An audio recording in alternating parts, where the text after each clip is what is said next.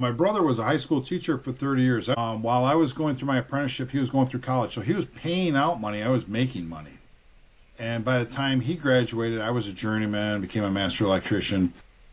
And about 15 years later, he goes, "Do you mind if I ask how much money you make?" And I said, "No, I don't mind." "You have made more money as an electrician than I have made as a high school teacher for the last 15 years. And I don't think people realize that the trades pay really well.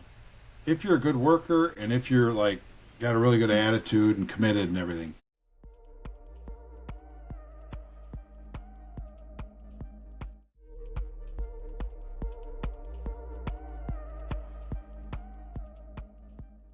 We are joined with none other than Tom Keena, the trades teacher out of Kalamazoo. First of all, how long have you been trades teacher, Tom? Well, I taught at high school for 1 year, and then I've been at the college for 27 years, and I taught part time for like a semester, like one class. Awesome. So a good 28 years. So what Yeah. first got you into it? Were you a contractor before you started teaching? Well, I went through my apprenticeship, and I actually wasn't a huge fan of how the apprenticeships were ran because they didn't have any hands-on, and they would always say, "Well, you have on the job training." For example, they'd show us a wiring diagram. They're like drawing it on a board, and I'm like, "Do we have an example that we can like actually go out and like troubleshoot?" And they're like, "No, no, this is you'll learn this on paper." And that was the biggest problem there. But then I got into the trade, and I worked in the trade for about 15 years, and all through that, I kept getting apprentices. People, the foreman or whatever, would always hand over an apprentice to me, and they're like, "You're really good at teaching these apprentices. We want you to teach them." So as I'm teaching them, I'm like, they don't teach this to you in school. So I didn't like the way that the apprenticeships were ran. They needed more hands on in the apprenticeship, and they're like, "No, no, no, that's fine." I said, "No, I really think they do need more hands on." And then an opportunity came up. A friend of mine was teaching at a high school tech center, and he was going to move to Atlanta. I'm in Michigan. He was going to move to Atlanta, and he's like, "There's going to be an opening there," and he knew that I was looking.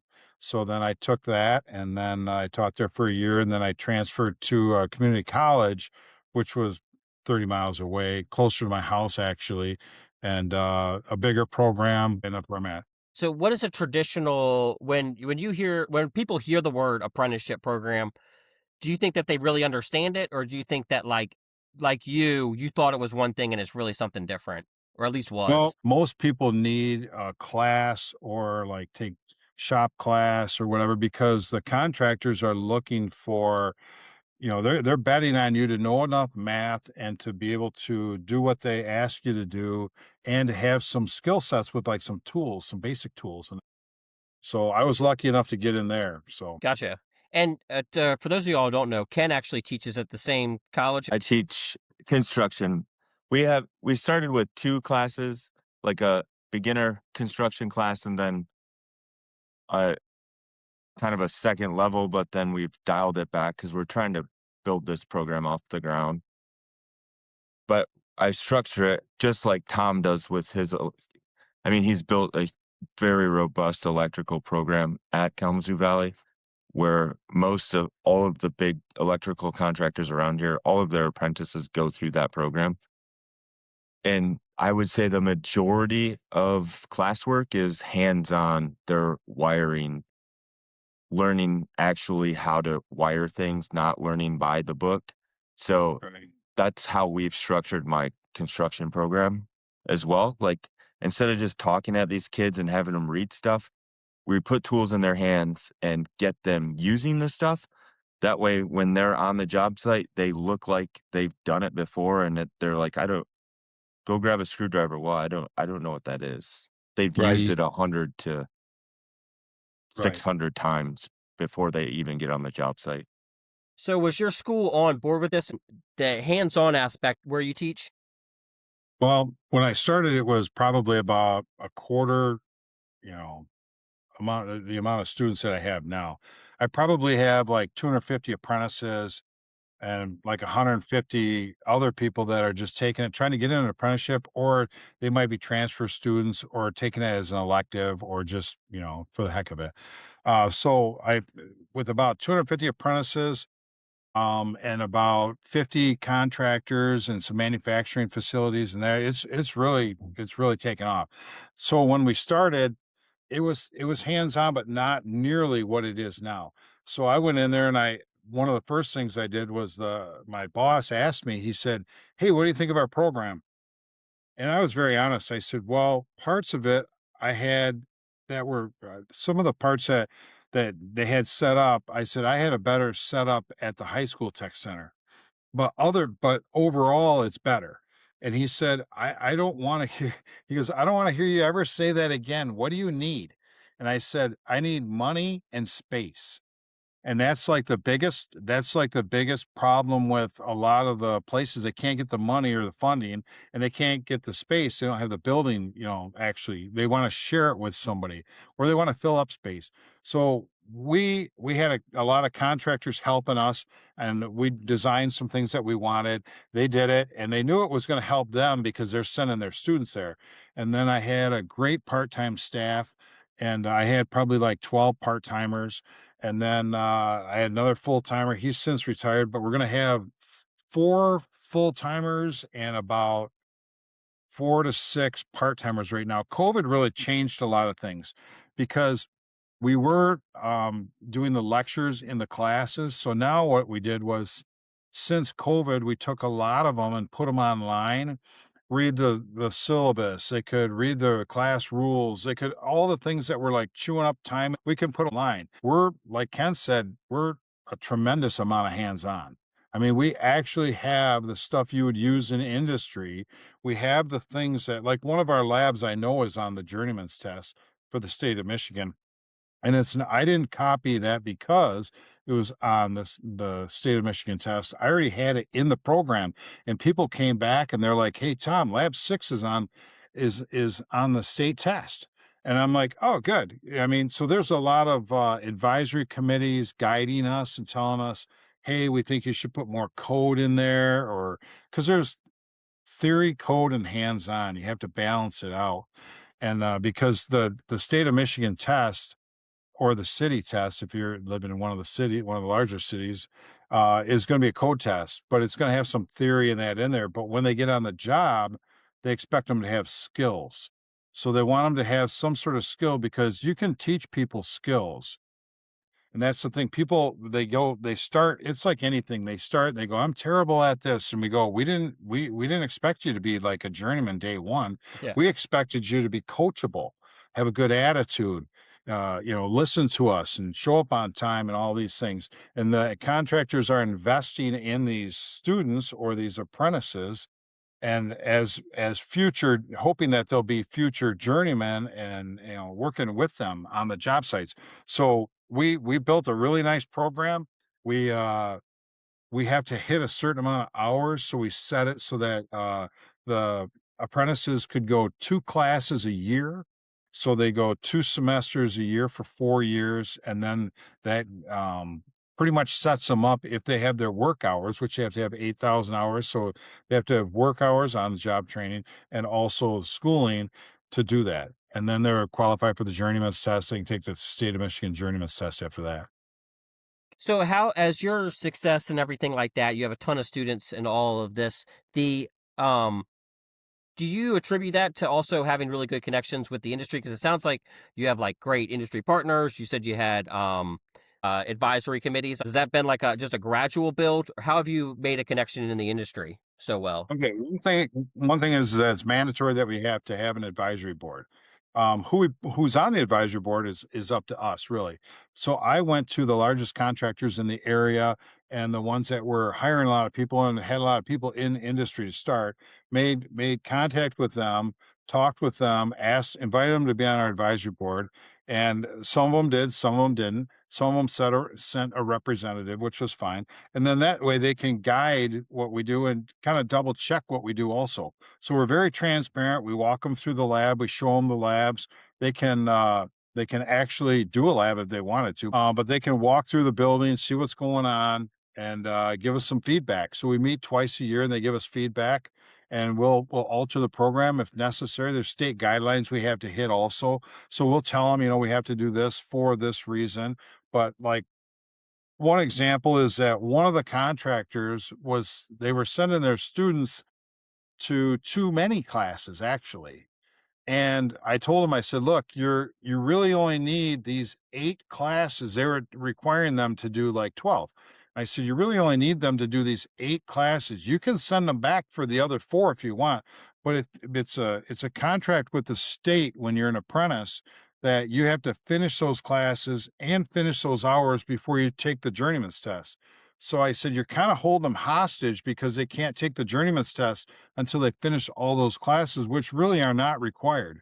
So we'll sit down with them and show them this. And we have an apprenticeship director who will go through all the hours and the paperwork and, show them the right way to sign up and everything. Yes, that's Is awesome. this Hi, I'm Adam. I'm late. Hi, I have Adam. the I have the youngest kids in the group, so they take priority. Um, but is a lot of these We're not looking tracks. for excuses, Adam. I'm not familiar with like the journeyman status and Sure, like becoming a master electrician, things like that. sure. But just curious, is it kind of both and like you could be a non-union or a union journeyman?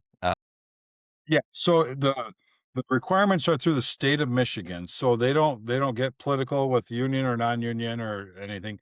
But how your the school that you go to may like some unions have their own schools. Some contractors have their own non-union contractors have their own schools, so they can do what they want. We're very we don't we're very neutral at the site. We're like, hey, look, we're going to train you to do this so that you can pass the journeyman's test after 4 years. And so a lot of them are apprentices that are already on track to do that. Others get in there, and this is probably the biggest hurdle right here. Others will get in there and they say, "Tom, I don't know anybody that's in electrical except you. I want to be an electrician. How do I break into the industry?" That's probably the biggest hurdle that we face and that they face. So we're addressing that with a pre-apprenticeship program. So prior to this pre-apprenticeship program, what people would do is we would most of the contractors would say, "We want you to take the residential wiring class and the applied electricity, which is theory." So the residential addresses the hands-on and the code, and the applied addresses the theory, which is math-based. It's like a light physics, really.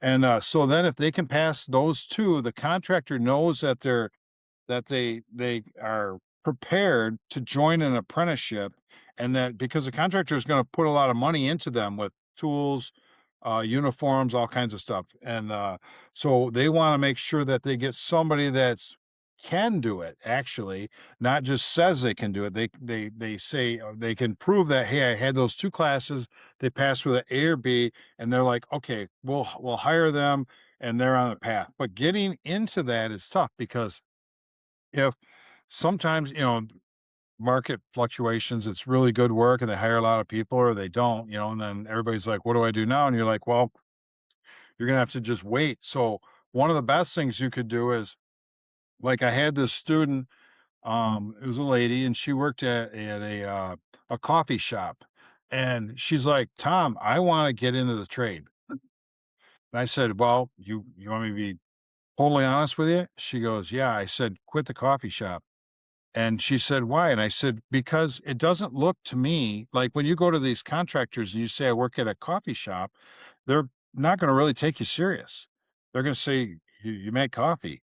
Whereas if you said, "Hey, I work at like a Home Depot, Lowe's, or something like that, even, and I volunteer for Habitat for Humanity on the weekends, and I work with whoever I can, and I volunteer here and I volunteer there," that looks better. So they're more apt to hire you then, and especially if you took like those 2 classes I was talking about, you're totally set up to be hired. You're very attractive as an employee, and the contractors will look at you, they'll go, "Yeah, this is a serious person. They're actually doing all this stuff like volunteering when they don't have to." So we know they like the work. Right. They're putting themselves in a lane to Yes, be exactly. attractive. Right. Exactly. Do y'all have a hard time basically finding instructors? So finding instructors is tough. As you guys know, being a contractor isn't, you don't quit right at 4:30. If you still have to do something, you keep doing it. So a lot of them run into like time constraints where they're like, "Hey, I'm still on the job. I can't leave right now." Or, I've filled in to get them started sometimes because they're like, "I'm going to be a half hour late." It's just how it is. A lot of them are making really good money. So teaching is not really necessary for them. It's not the money isn't really why they're doing it.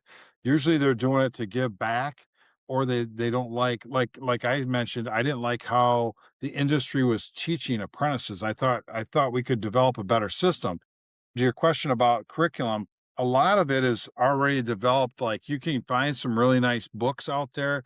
Like for example, to teach motor control, I made a lab manual basically, and with my partner, there I did part one, he did part two, and we paired it with a book that was already out there, Okay. so that it works really well because we're like, hey, we could beef this up a little bit more if we did this, this, or this. And also in the area of the country that you're talking about, wherever you are, sometimes you need specific things, Yeah. in there that other areas don't really. I was just blown away just the idea of uh, like building curriculum, teaching curriculum, like fine tuning curriculum. I mean, that is laborious labors of love.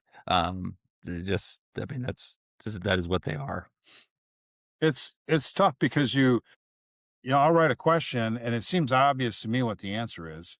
And I'll Right. write a question like three-quarters of the class gets it wrong. And I'm like, why did everybody get this one wrong? And I'll ask them and they might say, oh, I thought you meant this. And I'm like, oh, the way I worded it was wrong. So going through each question, so like we have a learning management system now. It's called Canvas, which is the online portion of and it's very popular in the United States. And inside of Canvas, you can take a test and you can run it through. They can tell you what's wrong with your test, or or the percentages of which question was missed the most, or you know what I'm saying? And then you Yeah. can look at it. So it helps you and you can look at it and say, this question, the way I worded it is just terrible. And you can change it or whatever. And there's also a lot of PowerPoints and stuff out there, but people people usually don't want to watch a PowerPoint. They'll watch a YouTube. They'll watch a YouTube video for 10 minutes. So a lot of my online stuff I've taken maybe a 10-minute, but it looks like a YouTube video where I just stopped and showed them how to do something like in my own house or somewhere else and said, this is what this, I've been walking through Home Depot and I'm like, wow, nobody knows what this is. I'm just going to video this box or whatever it is and explain how it works, or this device or tool or whatever. And then you can slip those in modules. So they have like weekly modules to watch, and that keeps them on track. And then that also leads them up to the lab they're going to do. So I videoed all of the labs from prior classes and showed like the best lab. And it really helps too, because when we're in the class, I'll tell them, hey, I need the best lab. I'm going to video the best lab and put it in Canvas for future classes. So people are like super proud. They're like, he videoed my lab. I know that's my lab, so it's almost like an award that they get. It's kind of funny. That's awesome. I feel Yeah. like I wish ever since I started teaching, I was trying to basically get videos and stuff like that and have access to, say, a student missed a day, or say a student needed a refresher or anything like that. But that's difficult to do. It's just difficult to like maintain all that stuff and keep up with that. Right. Do you have Instagram or anything that you post some of these videos on? I don't. I leave it all in Canvas. So if somebody signs up for the class, I can take, like my nephew has asked me, he was doing a job one time and he asked me something about a transformer. And I said, do you mind if I just send you a video that I made on it? It's like 10 minutes long. Because it's hard to explain it in 10 minutes sometimes, where I might have dialed it in a video. I try and Right. make them short so that people can watch little pieces of them if they want. So I just sent him the video and he's like, "I get it." That's That's So awesome. awesome. And I think too, a lot of times, there's tons of content online, but it's hard to filter through what's good and what's bad if you, especially if you have no frame of reference. Right. Yeah, so that's awesome.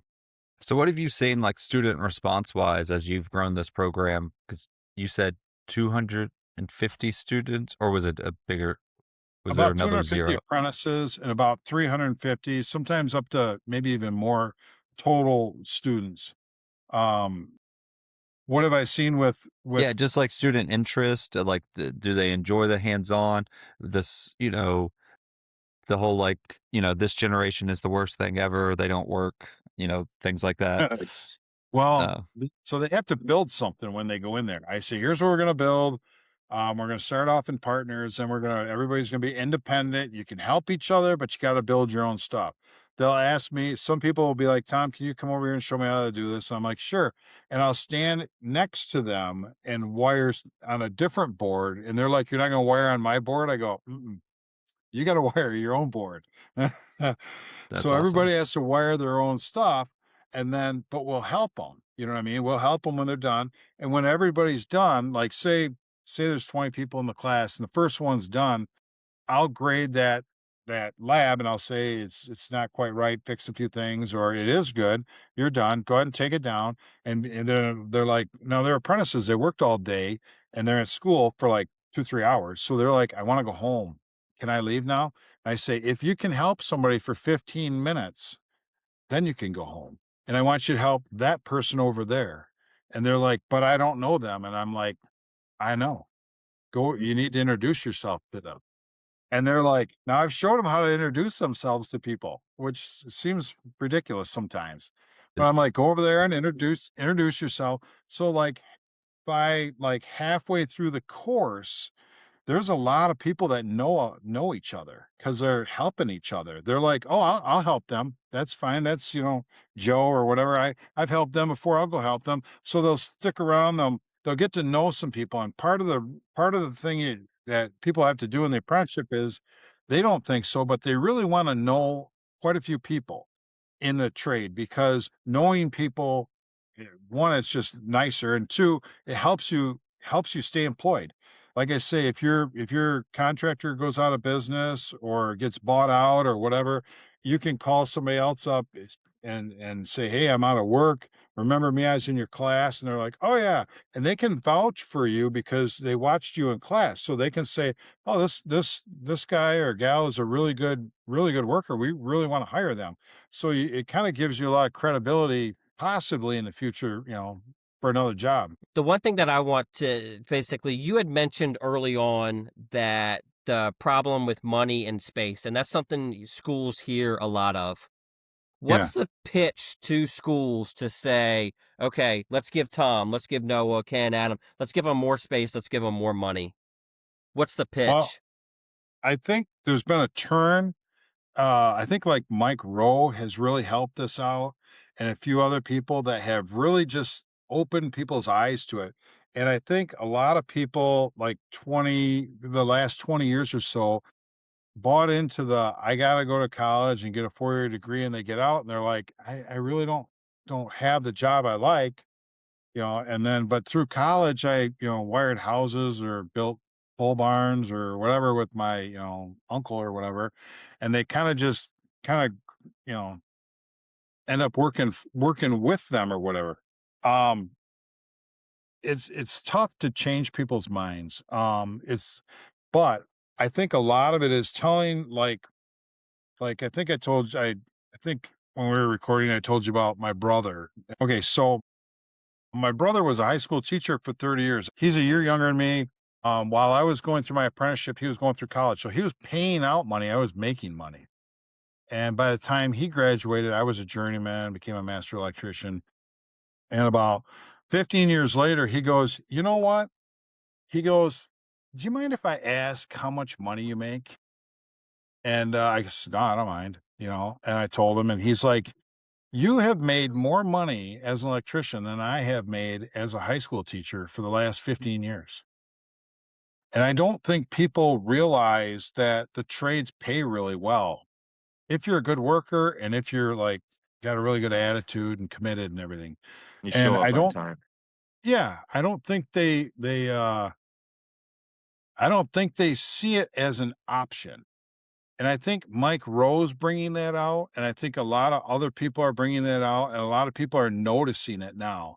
It's really hard to get that out front because I think they've been taught to go to college, get a 4-year degree, which most apprenticeships are in a college. Not all of them, but a lot of them are. So the first thing they're going to do is probably you just go at a slower pace and more specific to your trade. So I think it's making a turn, but we'll see.